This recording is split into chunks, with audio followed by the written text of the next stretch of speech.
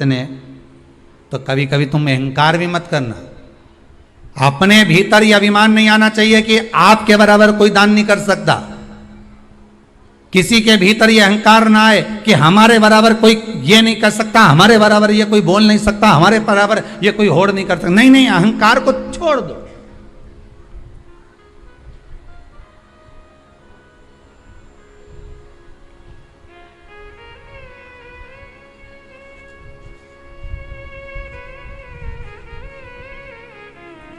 इस भारत की भूमि पर, इस भारत माता की गोद में अगर वीर भी जन्मे तो ढेर वीर जन्मे, कोई एक नहीं। कोई एक सोचे कि मेरे बराबर कोई और नहीं कर सकता। नहीं नहीं, ना जाने कितने। इस भारत माता की गोद में अगर दानी भी जन्मे तो ना जाने कितने। कोई ये ना सोचे कि मेरे बराबर कोई दान नहीं कर सकता। इस भारत माता की गोद में सुंदर भी जन्मे तो इतने। कोई ये ना कह सकता है कि मेरे बराबर कोई सुंदर नहीं है। और इस भारत माता की गोद में कलाकार भी जन्मे तो इतने। कोई ये नहीं कह सकता कि इसके बराबर कोई नहीं। इस भारत माता की गोद में कथाकार भी ढेर जन्मे, कोई ये नहीं कह सकता कि इसके बराबर कोई नहीं। भगवान ने पैदा करा। अभिमान नहीं होना चाहिए, अहंकार नहीं होना चाहिए। ना जाने कितने हों।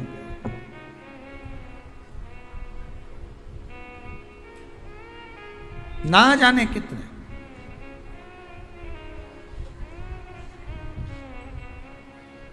बस हो सकता है सतयुग, त्रेता, द्वापर, कलयुग भी जो अनेक हुए हैं तो हम भी अनेक होंगे। हम भी ना जाने कितने होंगे। सतयुग की कथा है। सतयुग में एक नाड़जंग नाम का एक असुर हुआ। देखिए, एकादशी के जन्म की कथा शायद आपने जिंदगी में कभी सुनी ना सुनी जीवन में, पर इस जीवन में मनुष्य की देह प्राप्त कर अगर आप शंकर की शिव महापुराण की कथा सुन रहे हो तो एक एक संवाद को अपने जीवन में उतार कर रखना, जिससे कई माताएं कहती है गुरुजी पहले हम ये चीज नहीं जानते थे, पर आपसे श्रवण कर ही तो कुछ मिलेगा। आने वाली पीढ़ी को हमको ज्ञान देना है। सियोर वाला महाराज तो 3 घंटा 2 बजे से 5 बजे तक आस्था चैनल पर, फेसबुक पर, यूट्यूब पर कथा बाज देगा। इसके बाद जवाबदारी आपकी है। कथा सुनने के बाद जवाबदारी आपकी है कि आपके बच्चों को शाम को भोजन कराते समय, आप रात्रि को अपनी बहन से बात करते समय, आप रात्रि को अपने रिश्तेदारों से बात करते समय उनसे भी प्रश्न कर सकते हो। क्यों? आज तूने कथा सुनी थी? आज अपने एकादशी के जन्म की कथा सुनी कि एकादशी कब पैदा हुई, एकादशी का जन्म कब हुआ, कौन सी जगह पर जन्मी थी। अपने को मालूम था कि राम जी कहां जन्मे, अपने को मालूम था भगवान कृष्ण कहां जन्मे, अपने को मालूम था नरसिंह भगवान कहां जन्मे, पर अपने को एकादशी का जन्म कहां हुआ यह नहीं मालूम था। आप अपनी बहन से, अपने रिश्तेदारों से बात कर सकते हो। 3 घंटे की कथा तो आप यहां श्रवण कर लेते हो आस्था चैनल के माध्यम से, फेसबुक और यूट्यूब के माध्यम से। इसके बाद की जवाबदारी आपकी है कि इस कथा का प्रसाद आप किस किस को दे रहे हो।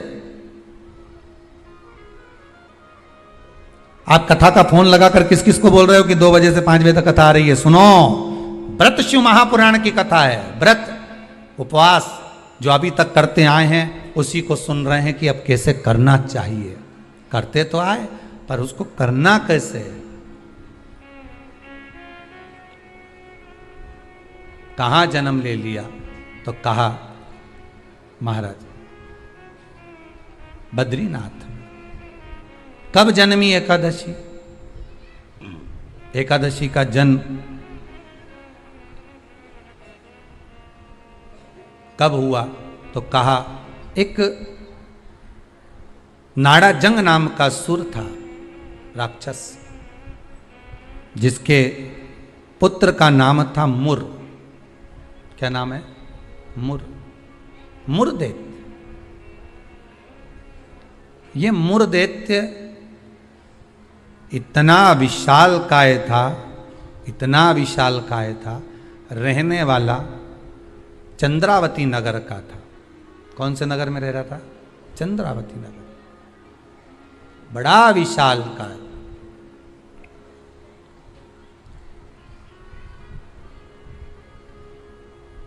इसमें बल इतना था, इतना बल था कि एक दिन मुरदैत्य ने तप साधना कर कर, दान पुण्य कर कर स्मरण कर कर सारा पुण्य अपने खाते में रख लिया। आपको कल कथा में कहा था, उद्यापन करना मतलब उतने व्रत का पुण्य अपने खाते में जमा कर लेना, फिर वो समाप्त नहीं हो सकता। उस पर सील ठप्पा लग गया मतलब ये प्रॉपर्टी तुम्हारी हो गई। उद्यापन करना मतलब ये इतने व्रत तुम्हारे खाते में चले गए। अब ये व्रत तुम किसी को ना तो कहीं जा सकते हैं ना छिन्न हो सकते, क्योंकि उसका तुमने उद्यापन कर दिया, उस पर सील ठप्पा लग गया, उसकी रजिस्ट्री हो गई, वो आपका हो गया।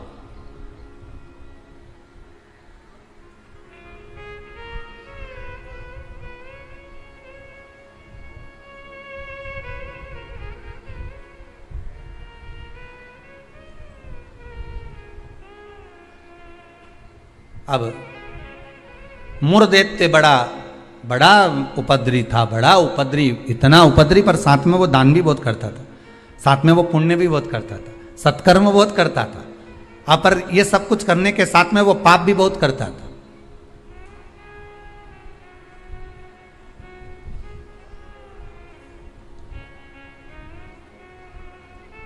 बहुत पाप करता था, पुण्य के साथ में पाप भी बहुत करता था। होता है व्यक्ति पुण्य के साथ में पाप कर भी देता है। शंकर जी के मंदिर में लोटा भर के पानी चढ़ाने गया और मन में विचार कर कर गया, बताओ अपने आप को कैसी इत्र आ रही है। दूसरे को देख के अपन तुरंत उसी समय पे पाप कर दिया। बताओ अपने आप को कितनी इत्र आ रही। अरे अरे वो इतरारे इतरान दे, तू तो अपना शंकर जी के जल चढ़ाने हरि ओम बोलने, नमः शिवाय बोलने अपने घर जा। तेरे को क्या करना कि इतरारी ने कई कर रही, वो करे करना। तुम तो शंकर जी भजो, शिव नाम जपो, शंकर का स्मरण करो और भगवान का भजन करके अपने घर जाओ बस।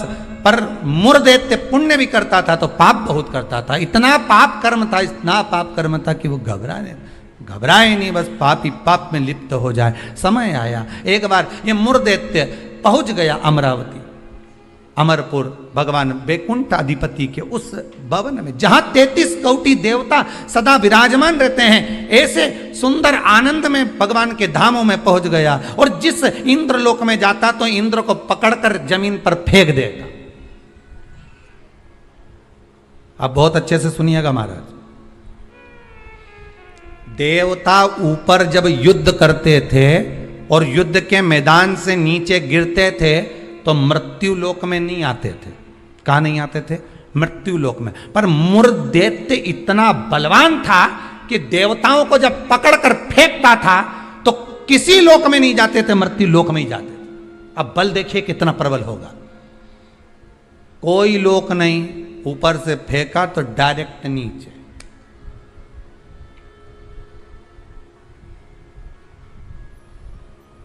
सीधे नीचे।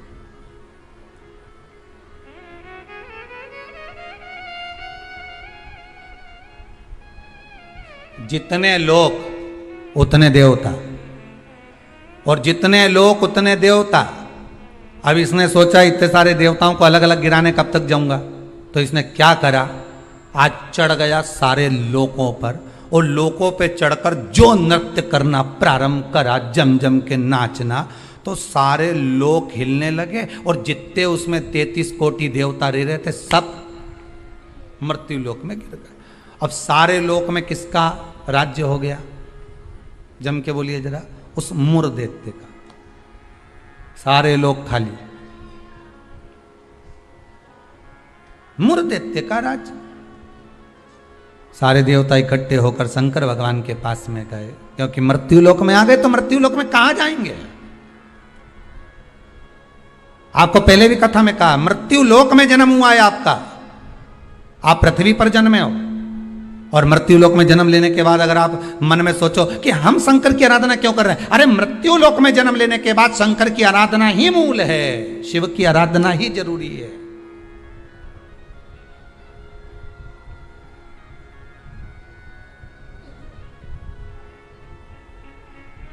कहां जाएं, किससे कहें? वैकुंठ लोक के अधिपति भगवान विष्णु, ब्रह्मलोक के अधिपति भगवान ब्रह्मा, इंद्र लोक के अधिपति इंद्र, यमलोक के अधिपति यम, मृत्यु लोक के अधिपति महादेव है, भगवान शिव है। और अगर आप मृत्यु लोक में रह रहे हो तो आपके जीवन में अगर दुख है, तकलीफ है, कष्ट है, रोग है, बीमारी है, तकलीफ में हो तो शंकर की शरण में जाइए। सारे 33 कोटि देवताओं का चरित्र एकादशी के जन्म की कथा कर रही है, पद्म पुराण की कथा कर रही है, स्कंद पुराण की कथा कर रही है, शंकर की पावन कथा कर रही है कि देवता जब मृत्यु लोक में आ गए और मृत्यु लोक में आने के बाद उनको जब कष्ट हुआ, किसी देवता के पास नहीं गए, सबसे पहले शंकर जी के पास गए, क्योंकि जो करीब में होता है उसी को पुकारा जाता है। एक बहू पूना में रह रही है और एक बहू तुम्हारे साथ में रह रही है और तुम्हारा पेट दुखे या चक्कर आ रहे हैं तुमको, तो क्या पूना वाली को फोन लगा के बोलोगी बहुत चक्कर आ रहा है?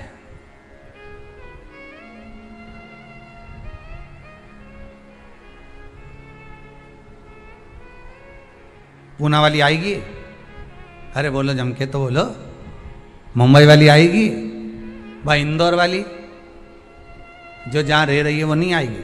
और जो जिससे कहना था उससे तो कहा नहीं, जो पास में रह रही है जरा सी देर में आवाज लगा देती, दरवाजा भड़क देती, घंटी बजा देती, चिल्ला कर बोल देती, फोन कर देती, आवाज लगा देती और कह देती बेटा जल्दी आप बहू दौड़ कर आ, दौड़ कर आ, दौड़ कर आ।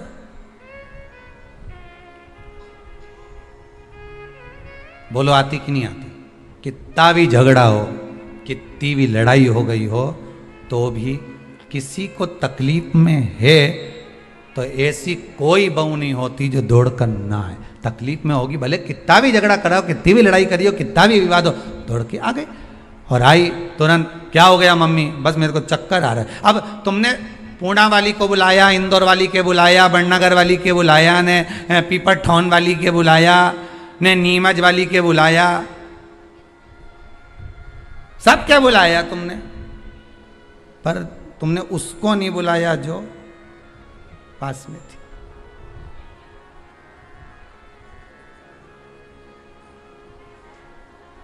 जो नजदीक में थी। मृत्यु लोक में जब देवता नीचे गिर गए तो इनके नजदीक में कौन थे? भगवान शंकर। जब शंकर भगवान नजदीक में थे तो सारे देवता शिव जी के पास दौड़ कर गए, भोलेनाथ जी के पास दौड़ कर जाकर हर हर महादेव, हर हर महादेव, हर हर महादेव। जैसे ही हर हर महादेव बोला, शंकर भगवान के नेत्र खुल गए। शिव जी ने पूछा कैसे आना हुआ ये तो बताओ। कहा महाराज जी ये वो मुर दैत्य ने हम सबको नीचे पटक दिया। अच्छा तो फिर क्या चाहते हो? बस उस मुर दैत्य का संहार कर दो। शंकर भगवान बोले मुर दैत्य का संहार मैं करूंगा?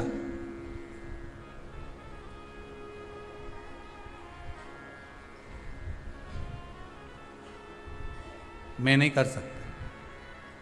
क्यों? उसका संहार भगवान विष्णु करेंगे। उनसे जब कहो जाकर, तो भगवान विष्णु तो हमारे, हम 33 कोटि देवता नीचे नजर आ रहे, पर भगवान विष्णु कहीं नजर नहीं आ रहे। हमको तो लग गया ऊपर से पटका होगा तो वो नीचे चले गए होंगे। भगवान नहीं दिख रहे हमको, हमें नजर नहीं आ रहे, हम कहां ढूंढे उनको? ये हमारी दृष्टि है। हमारी दृष्टि से भगवान को हम देखने का प्रयास करेंगे ना, भगवान नहीं मिल सकता। भगवान को पाने के लिए भीतर की दृष्टि चाहिए, आत्मा की दृष्टि, मन की दृष्टि चाहिए। हमारी दृष्टि पे तो चश्मा लगा होता है। हाँ, ब्लैक कलर का लगा है तो ब्लैक दिखेगा, नीला लगा है तो नीला, पीला लगा है तो पीला, हरा लगा है तो हरा। उसी तरह हमारी दृष्टि पे चश्मा लगा है, कामी होगा तो कामी दिखेगा, लोभी होगा तो लोभी दिखेगा। चोर को चोर नजर आता है, साहूकार को साहूकार नजर आता है, बेईमान को बेईमान नजर आता है, ईमानदार को ईमानदार नजर आता है, धर्मात्मा को धर्मात्मा नजर आता है, पुण्यात्मा को पुण्यात्मा नजर आता है। साहूकार को साहूकार दिखेगा, ईमानदार को ईमानदार दिखेगा, ढोंगी को ढोंगी नजर आएगा, पापी को पापी नजर आएगा, कपटी को कपटी नजर आएगा। आप जैसा चश्मा लगाए होगे, सामने वाला व्यक्ति वैसा नजर आएगा। आप अपनी आंखों का इलाज अच्छा करवाओ, सामने वाला व्यक्ति अपने आप ही अच्छा नजर आने लगेगा, अपने आप। हमारी सास तो हमेशा हमारा बुरा ही सोचती है। सास बुरा नहीं सोचती, चश्मा गड़बड़ हो गया। समझ गए? अरे बोलो तो, समझ गए ना? चश्मा गड़बड़ हो गया मतलब दृष्टि गड़बड़ हो गई। हमने देखा हमारी सास हमारा बुरा सोचती है, मतलब बुरे हम हैं, हम सोच रहे हैं बुरे। अगर अच्छा सोचते तो कह देते हाँ है तो सास ना, इन्होंने मेरे पति को जन्म दिया है, और मेरे पति को जन्म दिया। जब पति इतना प्रेम से मेरे से व्यवहार करे तो सास क्यों व्यवहार खराब करेगी? अरे बोलो तो करेगी। जब पति तेरे लिए जेब में भर के गजक लाए, कुरकुरा लिया है, चिप्स लिया, तब तूने एक बार भी नहीं किया कि बताओ मेरा क्या जो, तो कहे पति अच्छा है पर सास बुरी। नहीं नहीं, दृष्टि हमारी बुरी है, उसमें हमें सामने वाला व्यक्ति गलत नजर आ रहा है। हम अच्छा देखना प्रारंभ कर देंगे ना तो हमको अच्छा मिलने लगेगा। बुरा जो देखन में चला और बुरा न मिलया कोई, कौन मिला फिर बुरा? ये मन।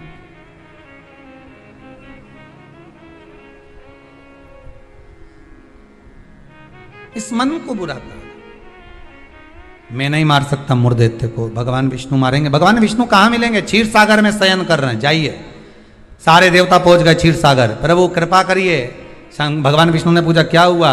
वो मुर्देत्य ने आक्रमण कर रखा है, सबको उठा उठा के पटक दिया, एक भी नहीं बचा, सारे लोग खाली पड़े। अच्छा फिर मां कौन बैठा है? तो क्या मुर्देत्य बैठा अकेला? हो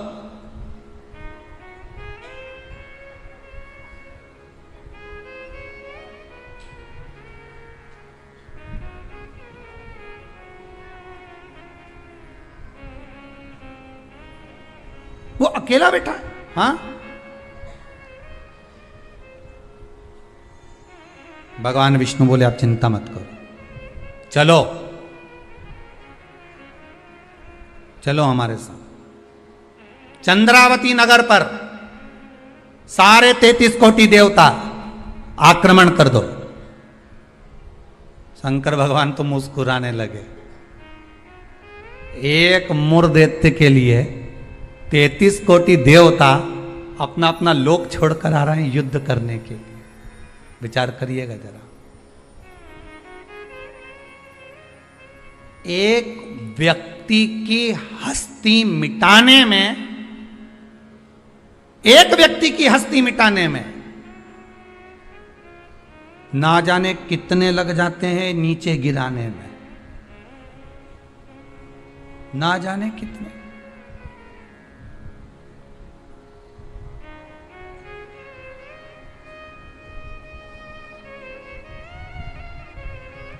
जब व्यक्ति मर जाता है तो दुनिया के लोग रोते हैं, बेचारा मर गया। और जो मर गया उसको वापिस जिंदा कर दे भगवान तो फिर खो जाते हैं, फिर उड़ गया, वापिस उड़ गया। फिर ना जाने कितना मेहनत करेगा, कितना कमाएगा, ना जाने कितनी बिल्डिंग बना लेगा, ना जाने कितना धन जोड़ लेगा, खो गए। मरा तो रो गए। संसार का नियम है। एक व्यक्ति की मुर्दैत्य की मात्र हस्ती को मिटाने के लिए सारे आ गए, पर 33 कोटि देवता 15 मिनट नहीं लगे मुर्दैत्य को। 15 मिनट में मुर्दैत्य ने सारे देवताओं को हिला दिया, भाग गए। सारे 33 कोटि देवता भाग गए। तब भगवान विष्णु अकेले युद्ध के मैदान में थे, अकेले युद्ध के मैदान। और अकेले भगवान विष्णु जब युद्ध के मैदान में युद्ध प्रारंभ करा, भगवान ने उठाया सुदर्शन चक्र और भगवान ने उठाकर सुदर्शन चक्र को फेंका। मुर्दैत्य के जितने जितने असुर थे, जितने राक्षस थे, सबका संहार करने के लिए फेंका। फेंक तो दिया, सारे जितने असुर थे वो मर भी गए, पर मुर्दैत्य इतना प्रबल था कि उसने एक फूंक मारी, सबको जीवित कर दिया। भगवान विष्णु आश्चर्य में पड़ गए, गजब गजब। ये एकादशी के जन्म की कथा है।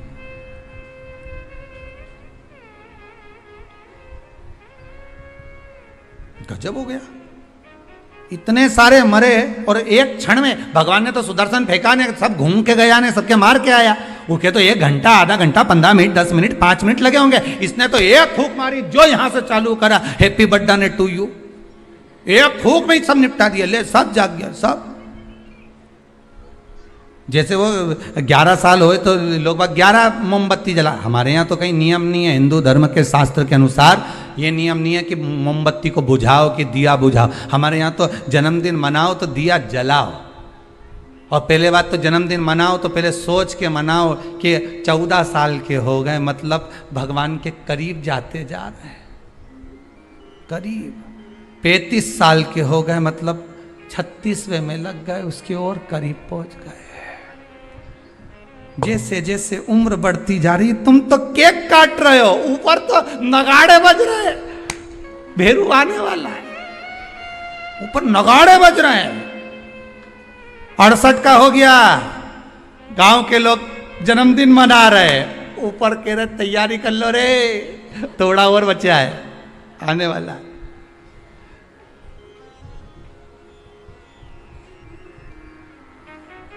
कई लोग पूछते हैं तो गुरुजी क्या हम जन्मदिन नहीं मनाए? हमने कहा मनाओ, तो आप तो ऐसा बोलते हैं। हमने कहा जन्मदिन मनाना मतलब हम तो समझ जाते हैं कि ये जन्मदिन इसलिए मना रहे हो क्योंकि तुम्हें खुशी है भगवान के पास जाने की, इसलिए मना रहे हो कि अब हम भगवान की ओर करीब हो गए, हम और करीब हो गए, हम और करीब हो गए। अरे जन्मदिन आता जाए तो विचार करते जाओ कितने साल निकल गए, ना राम नाम लीनो ओ तूने भरी जवानी में, तो डूब के मर जा रे चुल्लू भर पानी में। अरे काहे जन्मदिन मनाओ तो विचार करिए कि हमारा जन्मदिन हम क्यों मना रहे हैं, किस लिए मना रहे हैं, कहाँ जा रहा है, हमारा समय निकले चले जा रहा है। ना राम गाए ना कृष्ण गाए ना शंकर का स्मरण करा, यूं ही गवा दिया। और बच्चा कुचा था तो जन्मदिन आदि रात को मेन रोड पे गाड़ी को खड़ा करके बोनट पे केक रख के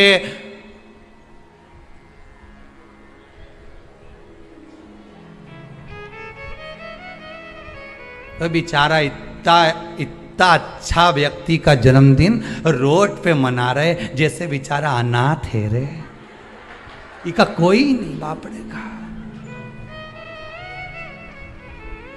उसके घर में उसकी मम्मी है, उसके घर में उसके पिताजी हैं, उसके घर में उसका भाई है, उसके घर में पूरा परिवार है, और जन्मदिन कहां मना रहे? रोड पे। हैप्पी बर्थडे टू यू, क्योंकि अनाथ है तो जन्मदिन रोड पे मन रहा है। अगर अनाथ नहीं होता तो जन्मदिन उसके माता पिता को खड़े रखकर मनाते कि इस माता ने जन्म दिया है तेरे जैसे बेस्ट फ्रेंड को, इसको जन्म दिया है, इस माता ने मेरे दोस्तों को जन्म दिया। खुश होते कि माता पिता ने जन्म दिया। सबसे पहले जन्मदिन पर अगर पूजन करना है तो माता पिता के गले में माला पहनाओ कि इनने तुम्हें जन्म दिया है, तुम्हारे जैसा व्यक्ति इसने पैदा किया है, तुम्हारे जैसे जीव को इसने जन्म दिया है। तुम्हें जो दोस्त मिला, तुम्हें जो फ्रेंड मिला, जो तुम्हें, समझ गए, भेरू के भेरवी ने भेरवी के भेरू मिल गया। तो जिसने जन्मदिन की खुशी उनके सामने मना।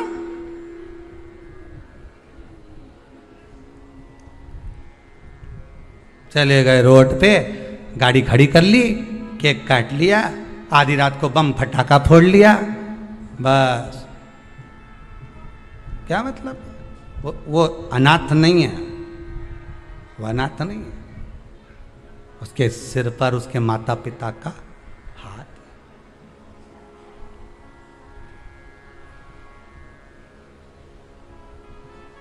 ने एक फूंक मारी केक की,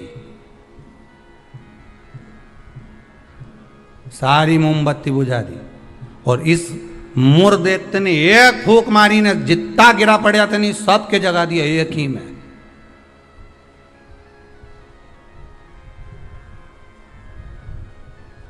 मेरे को तो लगे वो कहीं कहीं का बाबा जोगी और नहीं हो, नहीं जिसके यहाँ झाड़ा लगवाने लोग जाए, एक फूंक मार दो उठी क्या तो ये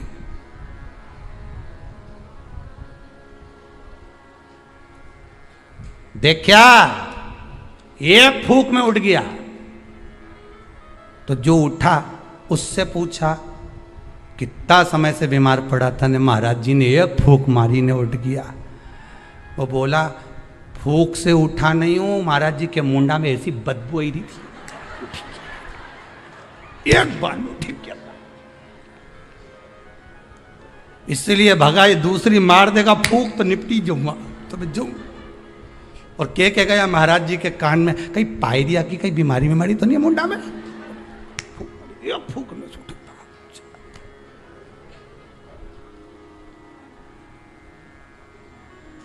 अब अभी महाराज जी ने उसको मारी थी, अब महाराज जी खुद के मार के देखो,